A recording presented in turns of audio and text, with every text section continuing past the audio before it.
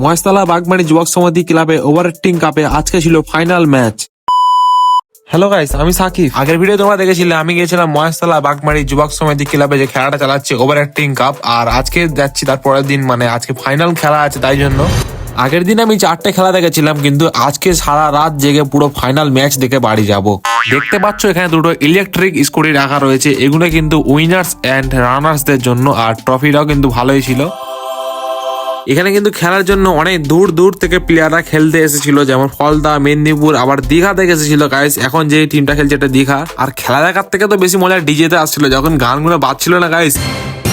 যাই হোক গাইস, শীতকালে কিন্তু রাতের বেলা খেলা দেখার মজাটাই আলাদা। যতই ওয়েদার ঠান্ডা হোক না কেন, কিন্তু এখানে মাঠের মধ্যে ওয়েদার গরম থাকবেই।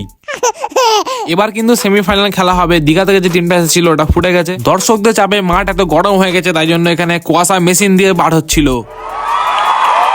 কিছুক্ষণ পর এখানে সেমিফাইনাল ম্যাচ চালু হয়ে গেল লাভ ফ্রেন্ড টিমের সাথে প্রিন্স আখড়া টিম দুর্দান্ত পারফর্ম করলো, খাস করে ব্যাটসম্যান যে ওপেনার ছিল সে। আগের দিন যে গ্রুপে খেলা হয়েছিল ওই গ্রুপে ফলতা উঠে গেছিল ফাইনাল, আর আজকে উঠলো প্রিন্স আখড়া ফাইনালে। ফলতার সাথে ফাইনাল ম্যাচ হলো প্রিন্স আখড়া, আর ফলতা ম্যাচ জিতে গেল। এখানে চ্যাম্পিয়ন হয়ে গেছে ফলতা, তাই জন্য দেখতে পাচ্ছ বোম ফাটছে অনেক। পুরো খেলা শেষ হতে হতে সকাল হয়ে গেল, আর দেখতে পাচ্ছ আমি বাড়ি যাচ্ছি। তো দেখা হচ্ছে গাইস পরের একটি ব্লগে।